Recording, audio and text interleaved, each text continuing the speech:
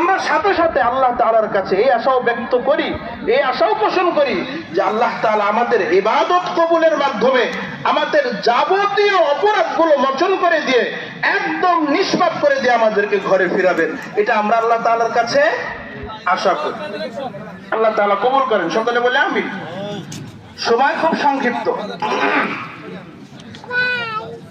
একটু সামনের দিকে আগে বসি, সামনের ফাঁকা জায়গাগুলো পূরণ করে বসি, সামনের ফাঁকা জায়গাগুলো পূরণ করে বসি।